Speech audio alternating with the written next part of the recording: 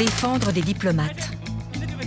Mettre en sécurité des citoyens suisses pris au piège dans un pays en guerre.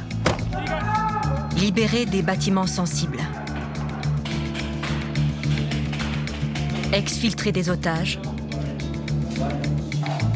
où qu'ils se trouvent, et les rapatrier en Suisse.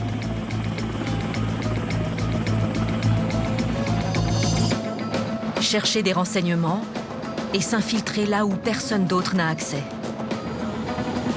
Ces hommes savent le faire. Ils font partie d'une unité militaire très spéciale, unique en Suisse. Ils s'entraînent sans relâche, sur terre, dans les airs, en mer, pour être prêts à intervenir à tout moment, partout dans le monde.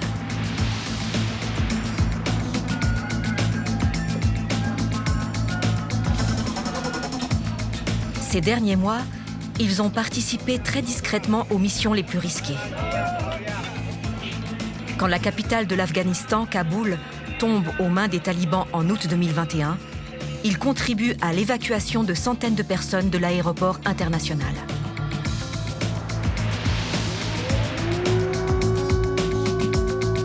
Fin février 2022, à Kiev, ce sont encore eux qui sont dépêchés pour prêter main forte à l'ambassadeur de Suisse en Ukraine lors de l'invasion russe. On les aperçoit, en civil, s'affairer autour de l'ambassadeur avant le départ du convoi des diplomates et ressortissants suisses.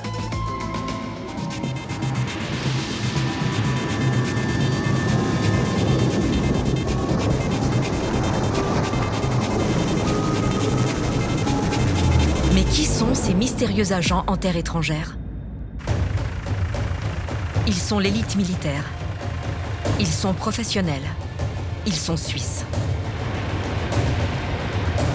Rapides, furtifs, déterminés.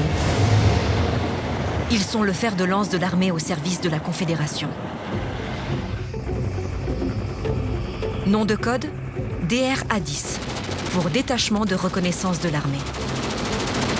Pour la première fois, cette unité, une de celles qui composent le commandement des forces spéciales peu connues du public, a accepté d'ouvrir ses portes. On les a suivis pendant 2 ans. Nous allons vous dévoiler en partie le mystère qui entoure leur existence.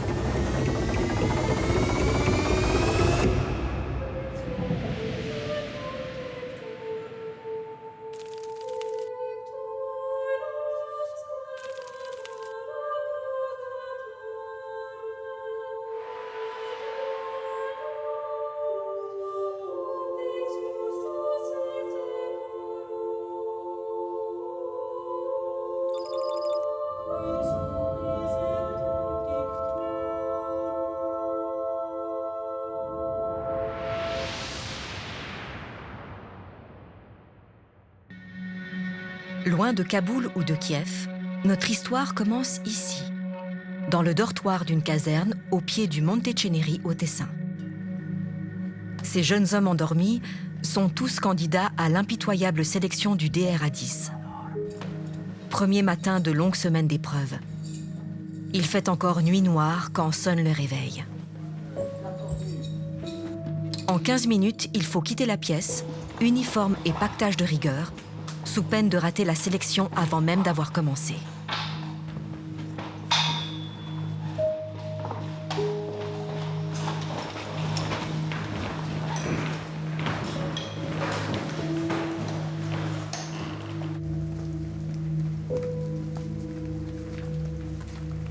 La première semaine, elle est vraiment construite pour que tout le monde ait ses chances. On a une partie test, mais on a aussi une partie instruction de base.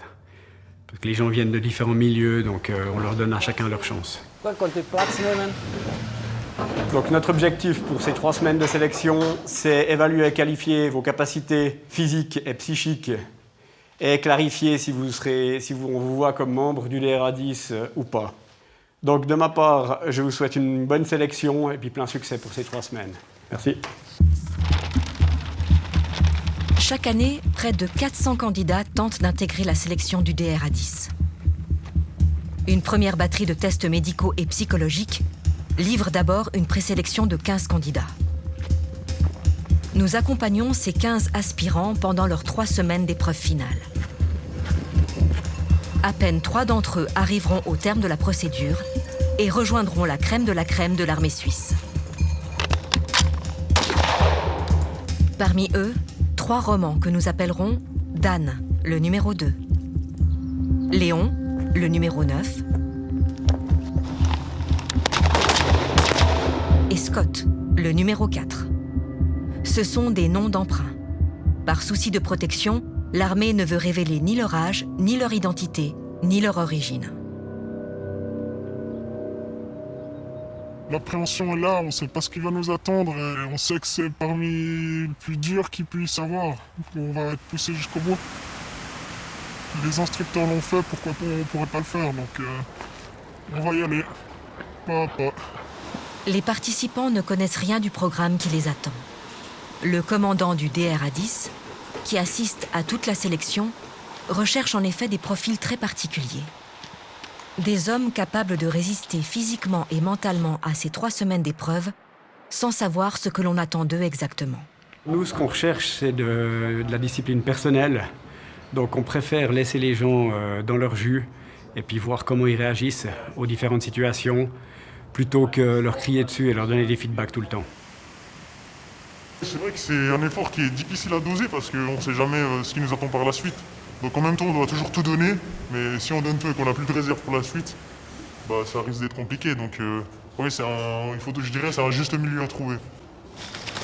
Oh ben, le rêve, c'est un peu d'entrer dans l'unité. Alors après, on verra si on est capable ou pas, si on tient les 3 semaines ou pas, puis déjà s'ils veulent de nous ou pas aussi. Ça fait beaucoup de si.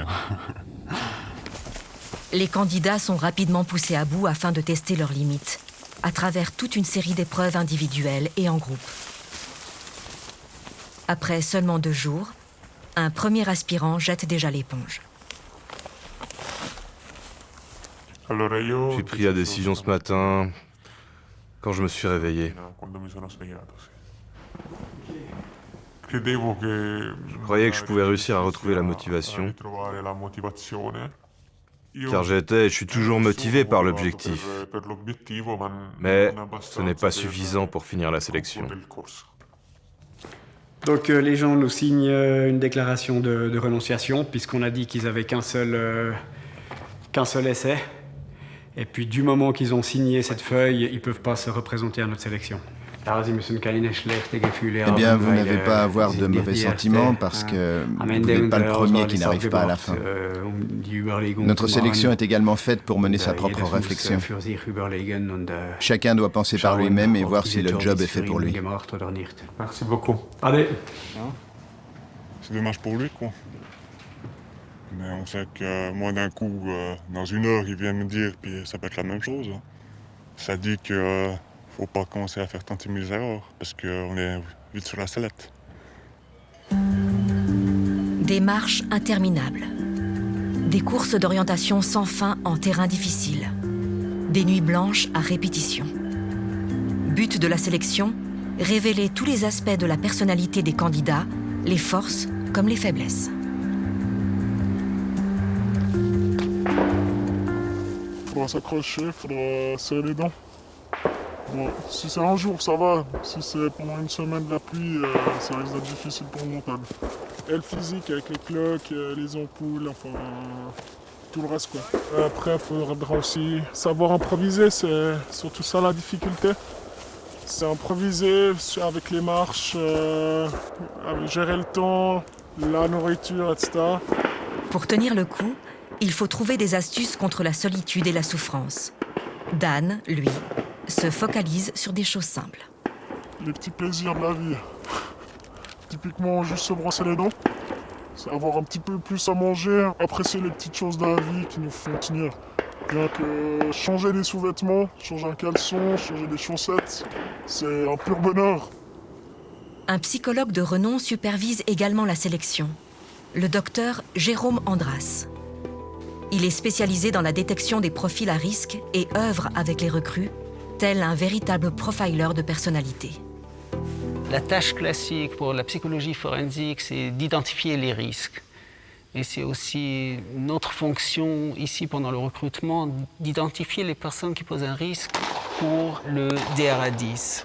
Ça veut dire un risque pendant les opérations, mais aussi un risque pour eux-mêmes parce qu'ils n'ont pas les atouts nécessaires sur le point du cognitif ni personnel pour mener une opération à bien. Au fil des nuits blanches, les candidats perdent peu à peu la notion du temps. La succession de marches de jour comme de nuit permet de tester leur attitude face à l'adversité, face à la tentation de tout lâcher. Les abandons d'ailleurs se succèdent. Quelqu'un t'a arrêté aujourd'hui? Ok, je ne le savais pas encore. Aucune idée de qui c'est, mais qu'est-ce que je peux dire? C'est dommage quand ce sont de bons camarades. L'abandon, Scott, le numéro 4, trouve cela plutôt normal dans une sélection. Je pense que c'est une saine rivalité.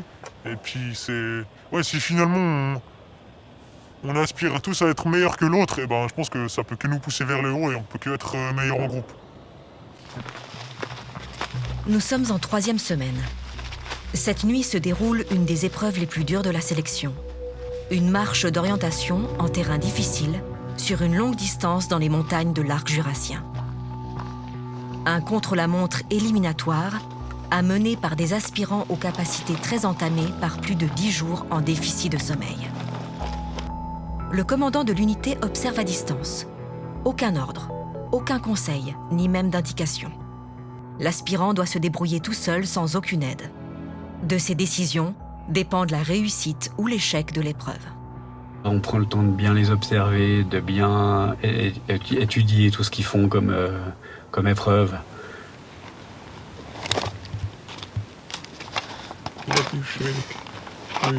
C'est difficile, parce que l'on ne peut pas évaluer ce qui vient. On ne sait pas à quelle vitesse commencer la marche pour tenir jusqu'à la fin avec le temps qui nous est imparti.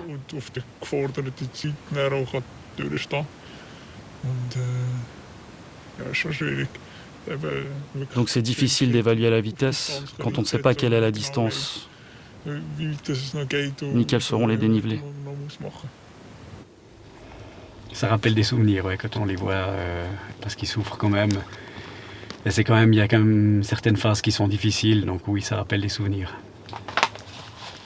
Ce genre d'épreuve sert à tester la capacité de volonté et de persévérance du candidat, quand le physique ne suit plus et qu'il n'y a plus le soutien du groupe. Rudement vraiment difficile. C'est un rythme totalement différent que la semaine passée. Je suis parti à 16h hier et j'arrive à maintenant, donc ça a fait des kilomètres. On teste aussi la capacité de survie du candidat en totale autarcie. Quand, comment, dans quelles conditions est-il prêt à renoncer ou à persévérer? Le meilleur chemin est celui qui nous conduit le mieux à l'objectif. Mais quand vais-je manger? Quand faire une pause? Boire? Mais en quelle quantité? Ce sont là les principales pensées qui m'ont traversé l'esprit. Malgré les difficultés, notre numéro 2, Dan, veut encore y croire. J'ai eu des coups de mou. J'ai vraiment eu des coups de mou quand je trouvais pas la direction, quand je me trompais. Et c'est clair que des fois on a envie de tout arrêter. Mais après j'ai mon rêve que j'aimerais arriver à mon but.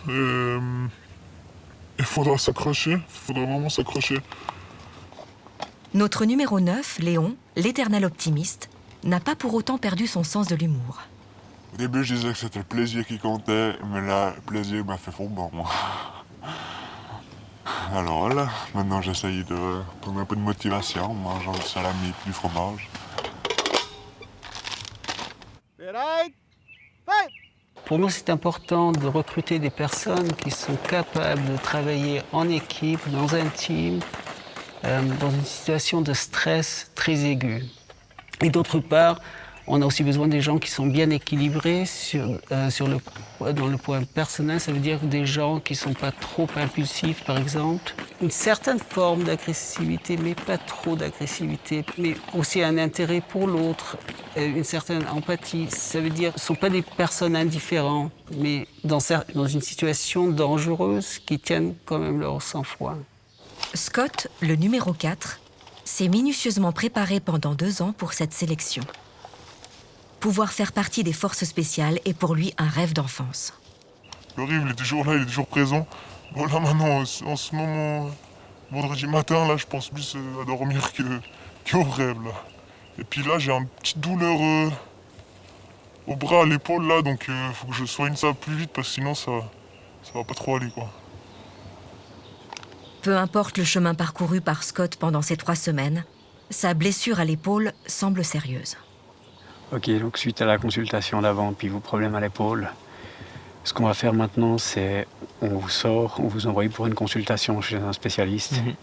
Et puis il va regarder si c'est possible de continuer ou bien s'il faut ouvrir un cas militaire. Maintenant, concrètement, avec les problèmes comme ça, les possibilités de réintégrer tout de suite, l'après-midi même, la sélection, elles sont assez faibles. Ok. Ça marche. C'est clair pour vous? Ouais. Ok. Le coup près tombe quelques heures plus tard. Scott est évincé de la sélection suite à une décision médicale.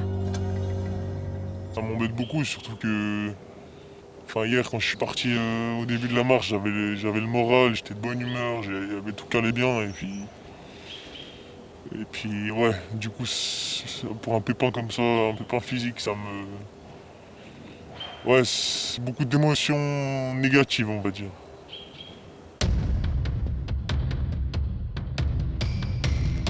Outre les épreuves qu'il nous a été permis de filmer, de nombreux tests tenus secrets ont jalonné les 3 semaines de sélection.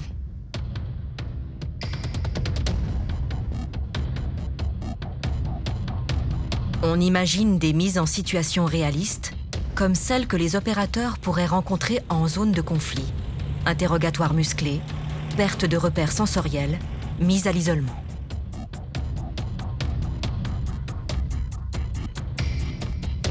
À l'arrivée, bonne nouvelle pour Dan, Léon et Werner. Ils sont tous les 3 sélectionnés.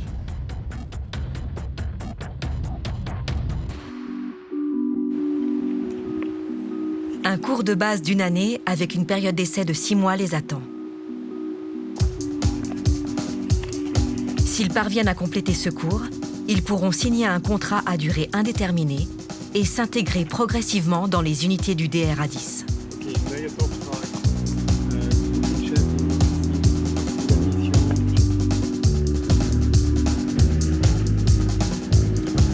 Le commandant de corps Laurent Michaud, grand patron des opérations de l'armée, connaît bien les défis qui attendent les nouvelles recrues et leur rêve d'intégrer l'élite de l'armée. Premier constat, les forces spéciales en Suisse, ce n'est pas comme au cinéma. Dès le processus de sélection, on leur explique quelle est la réalité suisse et quelle est la réalité des engagements de cette unité. Donc même le soldat qui aurait finalement, qui rêverait à un certain nombre d'engagements, avant de commencer dans l'unité, il aurait déjà perdu toutes ses illusions. On peut aussi esquisser le profil du soldat, c'est-à-dire un soldat autonome, un soldat qui peut décider en ayant compris l'intention du chef et qui n'a pas besoin d'avoir systématiquement quelqu'un qui lui dit ce qu'il doit faire et comment est-ce qu'il doit le faire. Vous avez suivi ma question ? Ça fait aussi partie du recrutement, d'identifier les personnes qui ont une motivation intrinsèque qui leur permet d'attendre pendant des années et d'être content même. De savoir qu'on se prépare pour quelque chose de très important que peut-être on n'aurait jamais besoin de l'employer. Et c'est le contraire des têtes brûlées qui ont besoin d'un engagement, qui ont besoin d'une mission. Que sait-on du DRA-10 ? Créé en 2004, le budget annuel de l'unité est toujours classé secret défense. Le chiffre de 16 millions de francs avait circulé lorsque l'unité devint opérationnelle en 2007. Chiffre non contesté par l'armée. L'effectif annuel est d'un peu moins d'une centaine d'hommes. Pas de femmes en ce moment. Mais les portes du DRA-10 leur sont ouvertes.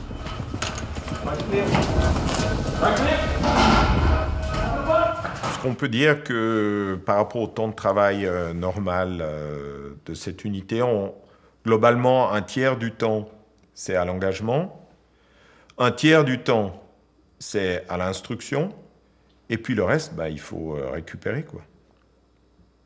Tout simplement. Ce qui fait qu'on n'est pas mécontent de cet équilibre qu'on a, parce que ça nous permet d'avoir un degré de préparation élevé pour toute la palette de missions pour lesquelles on a ce contrat opérationnel avec le politique. L'essentiel des missions du DRA-10 se déroule à l'étranger pour défendre les intérêts de la Suisse. Mais il n'est pas exclu que l'unité agisse parfois sur le territoire national. On a ainsi aperçu en juin 2021 un de leurs contingents sur le lac Léman lors du sommet Biden-Poutine de Genève.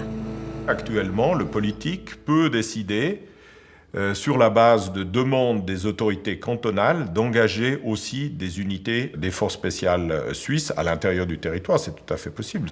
Le sommet du président Poutine et Biden à Genève, par exemple. C'est la police genevoise qui fait une demande, qui, via les autorités genevoises aux autorités fédérales, qui disent, par exemple, on a, sur le Petit Lac, dans le cas particulier, on a besoin d'une prestation X de sécurité sur le Petit Lac. On est des généralistes, on doit entraîner beaucoup de choses.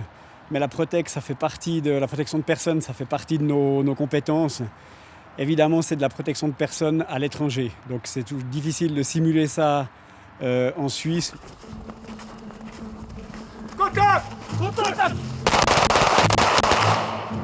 Nous avons été invités à filmer divers entraînements de l'unité, destinés à la protection de diplomates et de personnalités.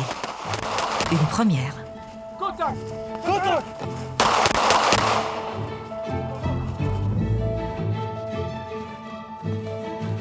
Nous sommes à Berne. L'exercice vise à reproduire le plus fidèlement possible une situation de protection de diplomates suisses à l'étranger.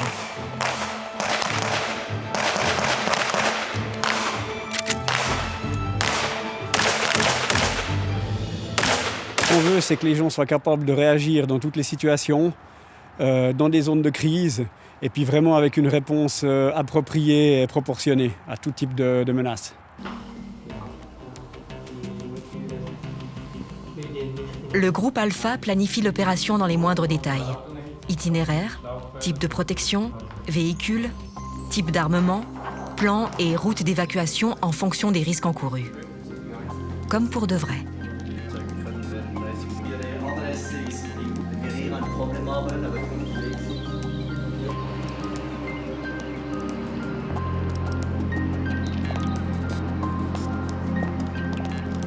Béatrice Scher est ambassadrice, chef du protocole fédéral et employée du département des Affaires étrangères.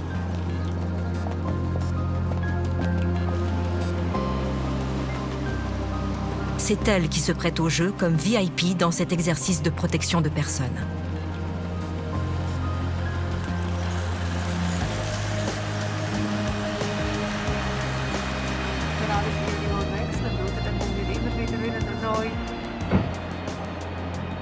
Puis l'image que j'ai, c'est vraiment des personnes hautement motivées, hautement expérimentées, très professionnelles et puis qui sont prêts, je dirais, avec beaucoup de respect, je les vois, parce qu'ils sont prêts aussi de donner de leur vie.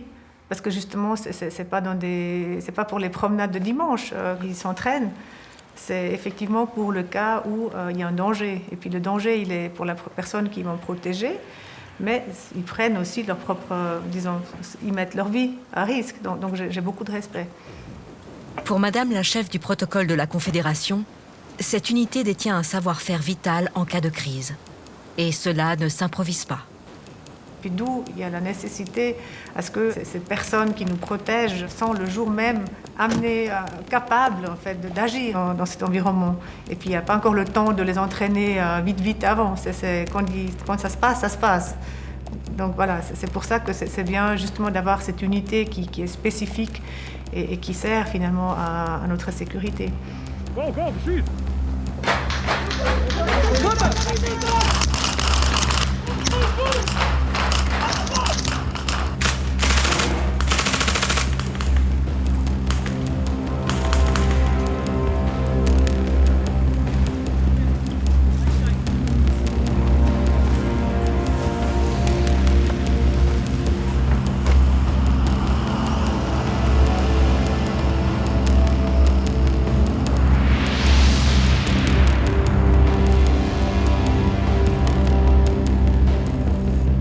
Exemple à l'appui, et cette fois, ce n'est plus un exercice. Ambassade de Suisse à Kiev, dès la mi-février 2022, une dizaine de jours avant l'invasion russe. La Suisse commence à anticiper le pire, et le DRA-10 est de la partie. L'ambassadeur suisse Claude Wild revient sur ces jours qui ont précédé la guerre.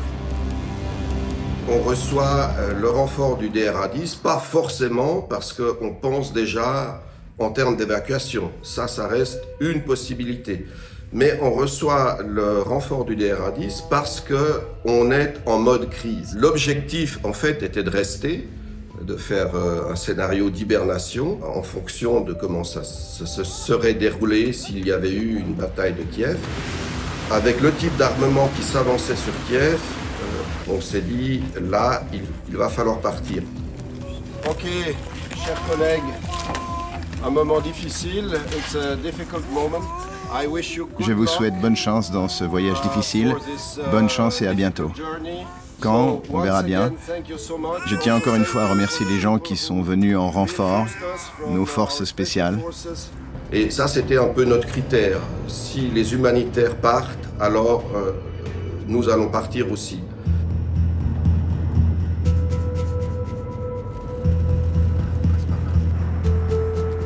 Mais dans le fond, quel est le statut des forces spéciales helvétiques sur sol étranger?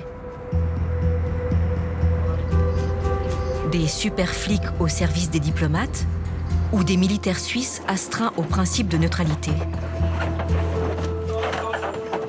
Ils sont là en tant que membres d'ambassade avec une fonction sécuritaire de protection des agents de l'ambassade qui, eux, doivent faire le travail politique suisse. Première certitude, le DRA-10 est bien plus qu'un simple service de sécurité d'ambassade. En plus, les agents sont vraiment des opératifs. Ce ne sont pas des caserniers qui attendent des ordres, mais c'est-à-dire qu'ils sont formés pour proposer des solutions. Et c'est ça que j'ai énormément apprécié en tant que chef de mission, avec toute la palette des décisions à prendre très vite, d'avoir constamment, si je posais une question, 2 ou 3 options qui m'étaient présentées dans la demi-heure qui suivait. Je dirais le challenge maximal, c'était vraiment la constante révision de la situation pour prendre de nouvelles décisions sur finalement par où partir, faut-il partir, quand partir, allons-nous seuls, allons-nous avec d'autres ambassades. Certaines ont construit un grand convoi multiple et nous on a opté pour l'autonomie et le petit convoi rapide par des routes campagnardes et qui s'est avéré la bonne décision. Heureusement, tout s'est bien passé lors de cette exfiltration depuis Kiev, sans incident ni coup de feu. Mais que se serait-il passé en cas d'accrochage ou d'embuscade lors de l'évacuation? Peut-on imaginer que des militaires suisses tuent ou meurent suite à un affrontement avec des soldats russes? Ce scénario catastrophe, tout à fait possible, pourrait mettre à mal la neutralité helvétique. Et pourtant, cette perspective n'inquiète pas plus que cela Thomas Süssli, le chef de l'armée. Pour lui, l'opinion publique suisse voit au contraire d'un bon œil ses troupes d'élite à l'étranger. Ce que l'on peut vraiment ressentir, c'est qu'il y a eu un changement dans la perception de la sécurité au sein de la population. Les gens se sont rendus compte à nouveau que les guerres sont aussi possibles en Europe. Les gens ont pris conscience que l'armée est un système global qui apporte une contribution importante à notre sécurité à tous. Et il est naturel que les forces spéciales fassent partie de cette appréciation. Rares sont les voix aujourd'hui dans la classe politique qui contestent l'utilité du DRA-10, même à gauche. Par contre, il y a une autre question qui dérange. Qui doit prendre la responsabilité d'engager les troupes suisses à l'étranger? Qui doit en être informé? Et à quel moment, pour ne pas compromettre la mission? Le Parlement n'a été informé qu'après coup de l'envoi du DRA-10 en Ukraine et en Afghanistan, ce qui fâche le socialiste zurichois Fabian Molina. Le Parlement n'a pas été informé de l'engagement de l'armée en Ukraine. Nous l'avons su par la suite, mais il n'y a pas eu de discussion à ce sujet. La Constitution fédérale stipule que la politique étrangère est une tâche conjointe du Parlement et du Conseil fédéral. Et il est important d'insister sur ce droit de regard du Parlement.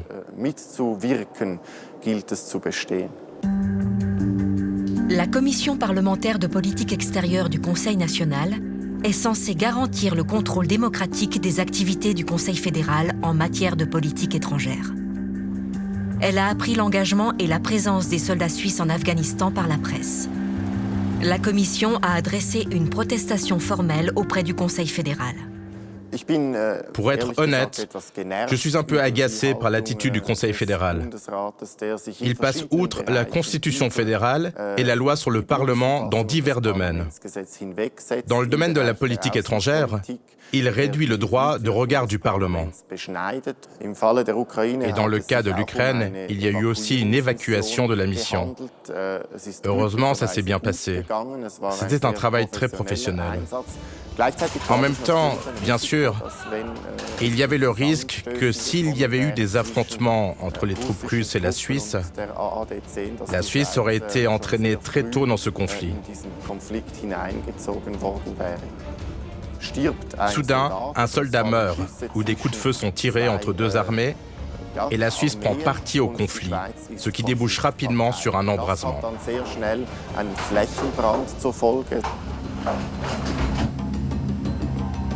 Nous avons sollicité une interview à Viola Amert, ministre de tutelle de l'armée.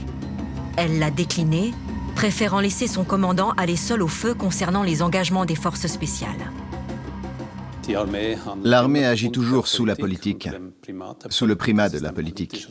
Il s'agit d'une décision politique. La souveraineté de l'information est aussi le privilège de la politique.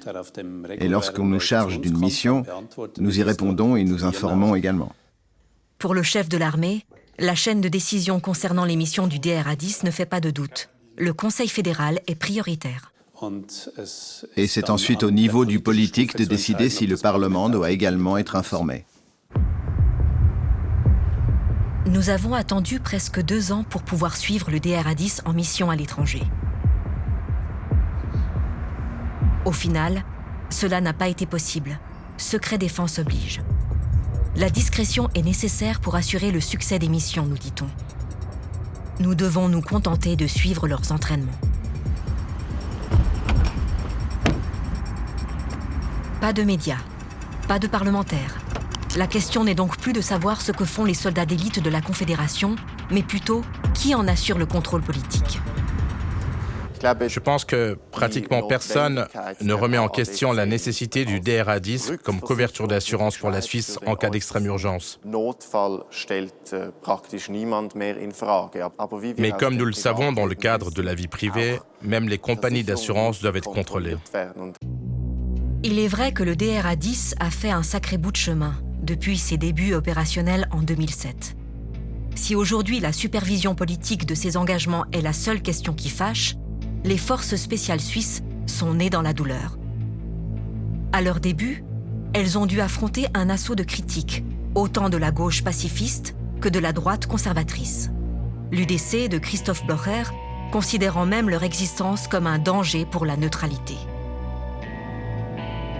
Le premier engagement pressenti pour le DRA-10 est un coup dans l'eau du nom de code Atalante, une opération européenne destinée à protéger militairement les navires marchands victimes de la piraterie au large des côtes somaliennes.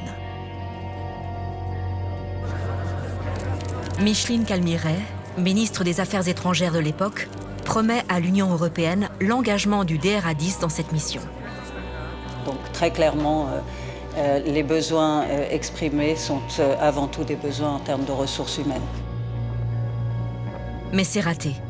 Le Parlement enterre la mission, relance le débat sur les engagements militaires de la Suisse à l'étranger et par extension, celui de l'utilité réelle des forces spéciales suisses. Alors, bien entendu, il y a passablement d'opérations qu'on aurait pu faire, parce qu'on planifie beaucoup aussi, hein, évidemment, et puis après, pour une raison X ou Y, le politique décide que ce n'est pas opportun de faire cette opération à ce moment-là. Mais c'est surtout une autre affaire qui promet un enterrement de première classe au DRA-10. celle de Max Göldi et Rachid Hamdani, les 2 otages suisses détenus en Libye entre 2008 et 2009 par le fantasque colonel Kadhafi. L'affaire oppose la Suisse et la Libye pendant presque 2 ans.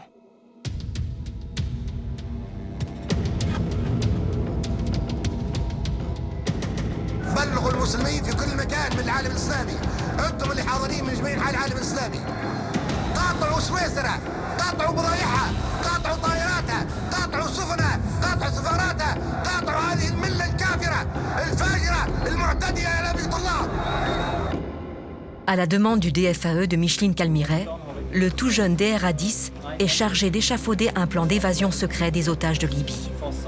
Grâce à la loi fédérale sur la transparence, nous nous sommes procurés les documents amplement caviardés relatifs à cette mission de l'armée suisse qui confirment les informations parues dans la presse de l'époque. Le DRA-10 imagine 3 scénarios d'exfiltration dignes d'un bon James Bond. Premier scénario, une évasion par l'Algérie, à travers le désert. Un deuxième, par le Niger, avec l'aide des Touaregs. Enfin, 3e scénario, le plus rocambolesque. Lors d'une baignade autorisée par leur gardien dans une plage proche de Tripoli, les 2 otages devraient simuler une noyade. Les hommes grenouilles du DRA-10 les attendraient sous l'eau avec des bouteilles pour les exfiltrer ensuite à l'aide d'un sous-marin prêté par une puissance amie.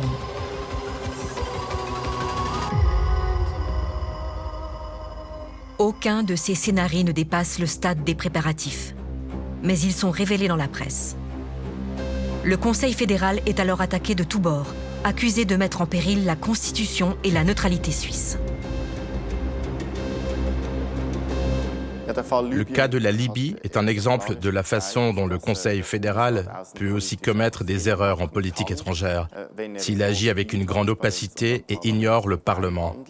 À ce moment-là, nous avons eu 2 otages qui ont probablement été retenus captifs plus longtemps que nécessaire parce que le Conseil fédéral a commis de graves erreurs. Le commandant de corps Michaud a une autre lecture de l'affaire libyenne. Elle a permis au DRA-10 de sortir de son petit cocon militaire. Alors, en effet, ça c'était une opération clé, c'était une opération compliquée qui s'est quand même déroulée sur plusieurs années et qui a finalement permis aussi au département des Affaires étrangères de mieux connaître les capacités de nos hommes et puis surtout de les apprécier. Le département fédéral des Affaires étrangères est de nos jours un des principaux commanditaires des missions confiées au DRA-10. Une décennie après l'affaire libyenne, les rôles sont désormais bien rodés. Ainsi, le DRA-10 est capable, à la demande du DFAE, d'évacuer des otages suisses en zone hostile, mission pour laquelle il est parfaitement entraîné.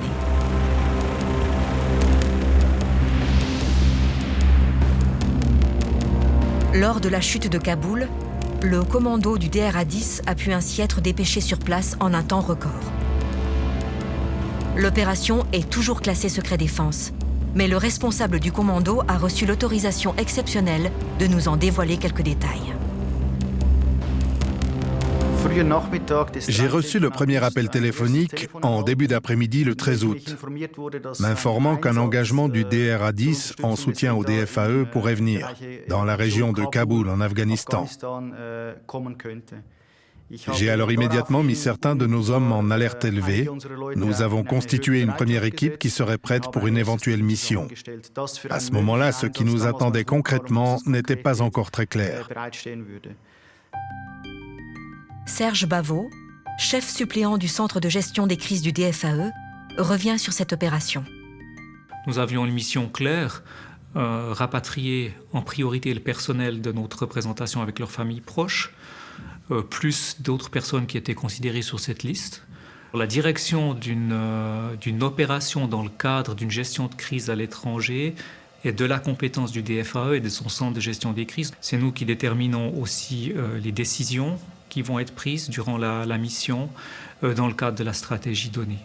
Donc le DRA-10 est un prestataire de service pour le DFAE. Le 16 août, l'action a ensuite été déclenchée. Et peu après 10 heures, nous avons pris un transport aérien pour Tachkent, en Ouzbékistan. Et là, nous avons pris contact avec le régiment de parachutistes allemands dans lequel nous étions intégrés. Même si à l'entraînement, les forces spéciales suisses disposent de tout le matériel mobile nécessaire, hélicoptères et véhicules en tout genre, en mission, ils doivent souvent s'adapter et compter sur les puissances militaires amies sur place. Pour rapatrier les Suisses du chaos de l'aéroport de Kaboul, le DRA-10, ne disposant d'aucun avion de transport, devra finalement s'agréger au dispositif allemand. Bien entendu que la nécessité d'acquisition d'un avion de transport est toujours est récurrente. Mais jusqu'à maintenant, comme vous le savez très bien, le politique n'a pas jugé nécessaire de prendre cette décision. À l'aéroport de Kaboul, dans l'immense enceinte submergée par une évacuation de masse, les Suisses sont contraints de faire avec les moyens du bord, y compris pour leurs déplacements qui se font à pied. Un des problèmes auxquels nous étions confrontés était le manque de mobilité à l'aéroport. Nous sommes arrivés et nous n'avions aucun moyen de transport. Avec l'aide de nos camarades allemands, nous avons pu remettre en état le véhicule afin de pouvoir l'utiliser pour nos besoins de transport. L'unité du DRA-10 envoyée à Kaboul compte 6 hommes des forces spéciales, assistés par 2 civils, des conseillers à la sécurité du DFAE. Cet effectif restreint a l'avantage d'être mobile et flexible. Mais l'infrastructure d'un grand pays voisin est essentielle pour le succès de l'opération. Nous avons pu avoir une petite présence sur place parce qu'un partenaire de choix qui était l'Allemagne avait déjà sur place l'entier de l'infrastructure et de la logistique, ce qui nous a permis de nous concentrer essentiellement sur les personnes et de réaliser à la fin un bilan très positif. Au final, à la fin de l'opération, nous avons rapatrié ou évacué 385 personnes. Pendant l'engagement, on n'a pas le temps ou l'opportunité pour examiner ce à quoi on a assisté. Ça n'arrive que plus tard, quand on rentre à la maison. Et il n'y a pas que les images que vous voyez et qui vous rattrapent parfois plus tard. Il y a des sons, des odeurs, mais surtout des comportements humains qui ne sont tout simplement pas compréhensibles dans notre culture. Des mois après cette mission, il y a toujours des moments où certaines images me viennent à l'esprit. Ça fait partie du métier et je pense que certaines choses m'accompagneront ou nous accompagneront toute notre vie. Ils ont vécu des situations très difficiles. C'est clair qu'il faut un certain temps pour que les émotions sortent et puis pouvoir travailler tout ça. Maintenant, nous, on fait un débriefing immédiatement. Ensuite, on leur laisse du temps de repos pour digérer la chose. Et puis, pendant toute cette période, ils ont l'occasion d'avoir accès à un team de psychologues qui peut les appuyer en permanence. On ne nous a pas autorisés à embarquer dans les missions classées top secrètes du DRA-10, ni à Kiev, ni à Kaboul. On a quand même pu suivre l'unité à l'étranger, sur une base militaire des forces spéciales françaises dans le sud de la France, où le DRA-10 va mener des entraînements spécifiques qu'ils ne peuvent réaliser en Suisse. Notre quotidien, ça consiste en maintenir le niveau opérationnel, donc des entraînements. En parallèle, on développe tout le temps des nouveaux savoir-faire, ça c'est aussi quelque chose qui nous occupe beaucoup. Et un autre aspect important, c'est tout ce qui est le contact, donc lors des entraînements à l'étranger avec des homologues ou en Suisse avec les différents acteurs de la sécurité, maintenir ce contact.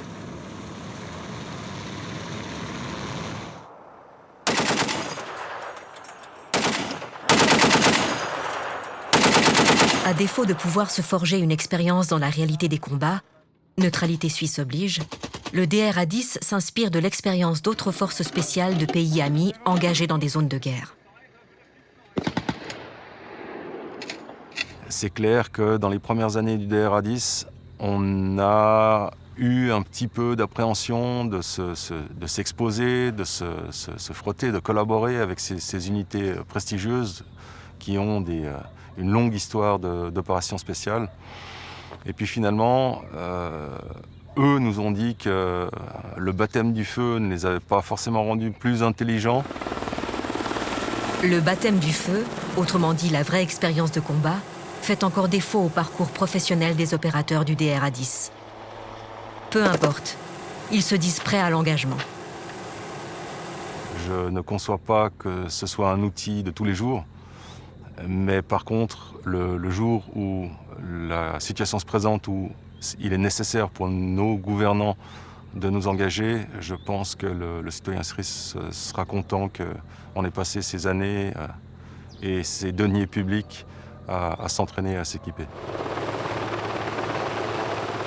Selon leur fonction ou leur grade, les hommes du DRA10 gagnent entre 70 000 et 90 000 francs par an. Un salaire qui ne compense certainement pas les risques du métier au quotidien. Parfois, c'est difficile parce qu'on se trouve confronté à divers risques et un incident peut vite arriver, n'importe quand. Et au retour, on ne peut rien dire à la famille. Lorsqu'ils me demandent comment s'est passée la journée, on dit que tout s'est bien passé. J'étais sur un hélicoptère à 30 mètres du sol, bloqué sur la corde, empêtré avec mon arme et sur le point de tomber. C'est arrivé l'autre jour, rien d'excessivement grave, mais qui demande juste à gérer le stress et l'émotion qu'on peut refléter à l'extérieur. C'est la seule chose qu'il reste à faire.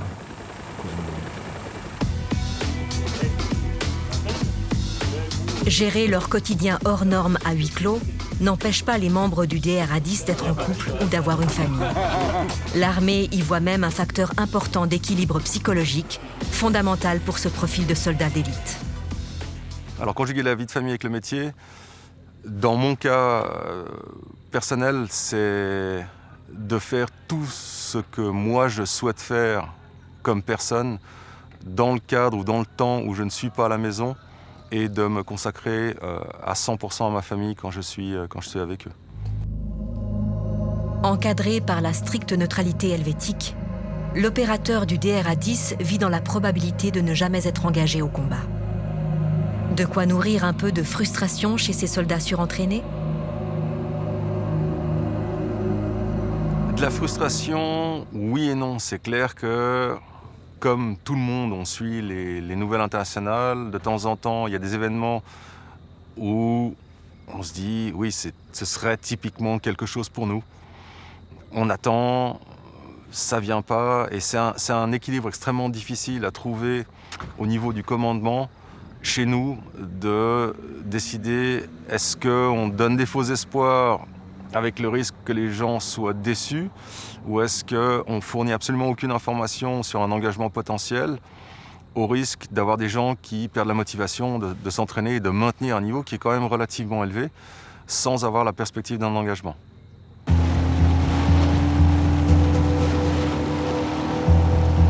On retrouve Dan, Léon et Werner, les 3 jeunes sélectionnés qui finissent leur cours de base. Peut-être seront-ils bientôt envoyés en mission dans une zone de conflit. Sont-ils prêts à affronter les sacrifices de cette vie de soldat d'élite au service du pays ? Je suis prêt à mettre ma vie en danger. Et c'est pour ça qu'on est entraîné aussi énormément pour pouvoir diminuer les risques, les facteurs dangereux, pour pouvoir éviter qu'il y ait des accidents ou des drames entre nous. Je crois que l'apprentissage va continuer, surtout avec le team. Connaître de nouvelles personnes, apprendre à trouver ses marques dans l'équipe. Après, le cours de base, ce n'est que le début du chemin. On va toujours apprendre plus, s'améliorer, pour arriver au niveau des opérateurs confirmés. On s'est préparé physiquement et mentalement. Pendant des heures, on a sué, on a saigné, on n'a pas dormi pendant des heures. Et puis, c'est pour ça, c'est pour l'opération qu'on s'entraîne. C'est pas pour s'entraîner pour rien. C'est pour être présent pour la Suisse, pour nos concitoyens, pour nos camarades.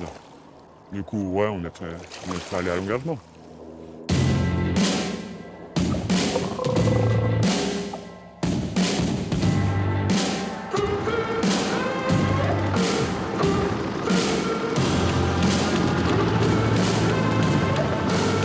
S'ils se disent tous, opérateurs expérimentés comme nouvelles recrues, prêts au sacrifice ultime, leur métier reste indéniablement dangereux. Peut-être qu'un jour, par malheur, un de ces soldats d'élite sera tué lors d'un engagement à l'étranger.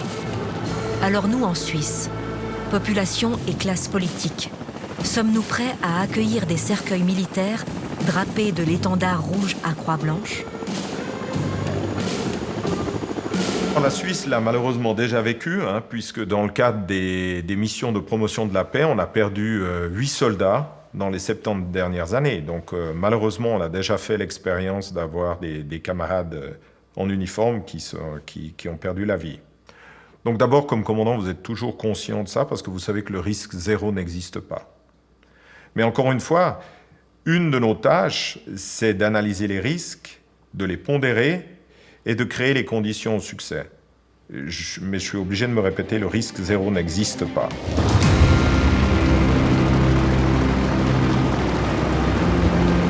Cela fait déjà 15 ans que le DRA-10 est engagé dans le plus grand secret dans toutes sortes de missions à l'étranger. Heureusement, tous ces opérateurs courageux sont à chaque fois rentrés indemnes au pays. Désormais, les voix les plus critiques se sont tues. Chacun reconnaît l'utilité de ces forces spéciales suisses, même si la question de leur supervision politique reste ouverte. Dans un monde toujours plus agité et menaçant, le DRA-10 est solidement établi au service de la Confédération.